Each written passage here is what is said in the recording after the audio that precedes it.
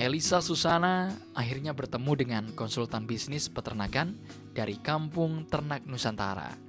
Inilah kesempatan yang dinanti. Saatnya mengubah nasib. Permasalahan Ibu, itu coba kita bahas di depan ini. Dalam membuat perencanaan ini ada hal-hal yang perlu Ibu ketahui. Tentunya apa usaha yang akan Ibu lakukan. Ketika Ibu akan memulai usaha peternakan, tentunya nanti di peternakan itu nanti ada berbagai macam bidang usaha. Apakah mulai jual ternaknya, apakah mau jual daging. Dengan antusias, Elisa menyimak semua penjelasan yang diberikan Ajat Sudrajat. Ajat adalah seorang dokter hewan yang telah belasan tahun menjadi konsultan bagi mereka yang serius menggeluti usaha ternak kambing. Di awal sesi pelatihan, dokter hewan Ajat menjelaskan pentingnya perencanaan dan implementasinya. Ibu, tahap berikutnya adalah implementasi. Di implementasi itu setidaknya ada beberapa hal yang perlu Ibu ketahui. Misalnya dari sisi on farm atau produksi, Ibu harus mengetahui misalnya proses reproduksi, bagaimana manajemen kesehatan, sampai manajemen pakan, dan terakhir tentunya adalah di pemasaran. Yang menarik, di tengah sesi pelatihan, Elisa diminta membedakan bentuk fisik kambing dengan domba. Kambing berbulu tipis dan berekor ke atas. Sebaliknya, domba justru berbulu tebal dan berekor pendek ke bawah. Pak Ajat juga menjelaskan jenis kambing yang ada di Indonesia. Di antaranya, kambing kacang, kambing Jawa Randu, kambing Etawa, kambing Kosta, dan kambing Sanen. Selanjutnya adalah tipe kambing. Beberapa tipe kambing, ada kambing bur, ada kambing Sanen, ada kambing peranakan Etawa. Langkah awal memulai usaha ternak kambing atau domba adalah menetapkan tujuan produksi. Apakah sekedar pengembangbiakan, pembibitan, atau kedua-duanya? Langkah berikutnya tak kalah penting, yaitu menentukan target pasar yang dituju. Ya, Ibu, ketika Ibu masuk ke pasar, maksudnya mau jual kemana hasil produksi domba atau kambing yang akan Ibu jual, setidaknya ada beberapa pasar yang ingin kita sasar. Pertama, kurban. Kurban ini adalah prospek pasar yang paling besar dan paling menguntungkan. Nah, ada yang kedua ada pasar akikah. Ini pasar akikah ini juga cukup besar. Ya, yang paling rendah adalah pasar daging. Jadi karkas di pasar. Ini kita sangat tipis sekali kalau kita bicara jual daging itu.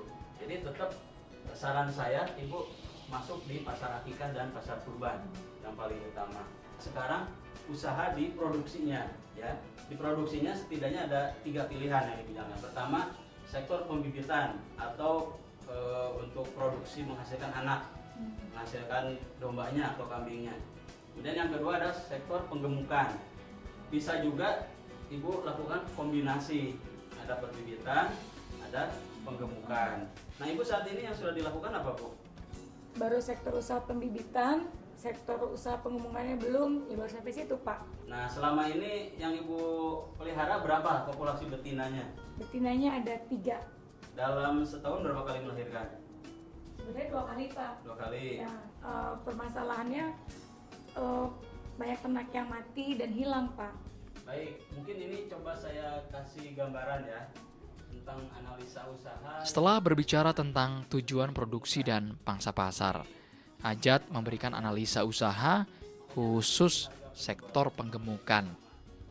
Dia memberikan simulasi, misalnya harga kambing atau domba yang dibeli 800.000. Setelah 3 bulan, kambing atau domba peliharaan bertambah beratnya hingga 30 kg. Harga jualnya akan melonjak menjadi Rp1.200.000. Berarti, dari setiap ekor kambing atau domba bisa diperoleh keuntungan hingga Rp246.000. Wow, usaha ternak kambing atau domba ternyata menggiurkan. Dan kita bagi 3 berarti 82.000. Tak hanya analisa usaha, Ajat selaku konsultan bisnis juga memberi masukan soal kondisi kandang kambing yang dimiliki Elisa Susana. Ternyata sebuah kesalahan besar telah dilakukan Elisa selama ini. Atapnya dari apa? Dari asbes, Pak. Atap itu yang paling bagus adalah dari genteng. Ya, genteng itu dia mampu menyerap dan melepaskan panas itu secara pelan-pelan. Jadi kandang saya, Pak, antara tempat makan sama alasnya itu nggak ada tempat makannya. Jadi makanan itu digantung-gantung, Pak, di rumputnya. Dan kotorannya juga nggak jatuh ke bawah karena alasnya terlalu rapat. Itu bagaimana, Pak? Ya, untuk yang tadi ya, makanan digantung, pada prinsipnya sih bagi kesehatan nggak terlalu bermasalah, ya. Dan itu juga sebenarnya bagus buat pertumbuhan si kambing, karena dia ada proses peregangan otot. Itu. Yang penting sisa-sisanya atau misalnya yang jatuh-jatuhnya nanti harus dibersihkan, karena kalau nggak dibersihkan nanti akan jadi kotor. Ya. Lantas, apakah hanya faktor kandang kambing yang menghadang Elisa untuk menjadi peternak kambing sukses? Bagaimana dengan faktor lainnya? Nah, apa saja rekomendasi dari Ajat, sang konsultan? Yang pertama, tadi permasalahannya adalah kambingnya kurus terus ya, pertumbuhan tidak bagus ya.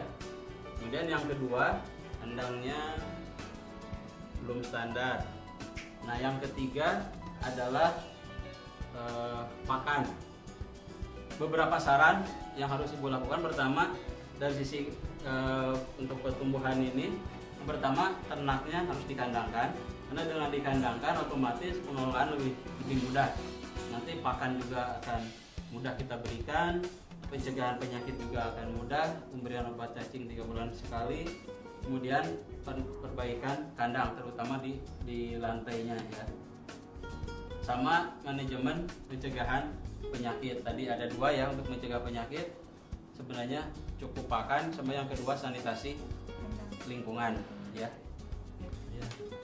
Wah, seru banget ini ya, perbincangan konsultasi bisnis antara Mbak Elis dan juga konsultan bisnis kita Pak Ajat. Gimana Pak Ajat, ini banyak sekali nggak masukan buat Mbak Elis untuk menjalankan usaha ternak kambing? Betul, banyak sekali, terutama dalam hal manajemen pemeliharaan ya, jadi pakan, kandang, sama terutama tadi manajemen keuangan. Nah, saya kira itu yang jadi titik kritis dari usaha Mbak Elis ini. Sebenarnya menguntungkan sebenarnya. Jadi sudah ditulis analisa Ya. masalah sekaligus solusi juga. Ya, betul seperti itu. Mbak Elis bisa bergabung Mbak bersama kami. Pak Ajat ini masukan juga buat Mbak Elis.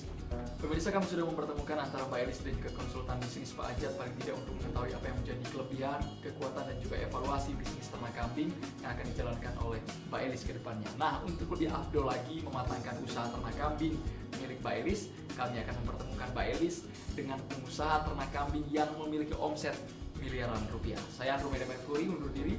Jangan lupa saksikan Jadi Pengusaha di episode berikutnya. Terima kasih banyak Pak Ajat atas waktunya. Mbak Elis, kita berangkat lagi. Mbak Elis ya. Terima kasih, Iya, Pak. sama-sama. Atas Semoga ilmunya. sukses. Sama-sama, Pak. Tahun 2013 kemarin, sapi di kandang kami itu habis 300 ekor, untuk kambing 1.300-an, jadi hampir sekitar bangsa 6 miliar.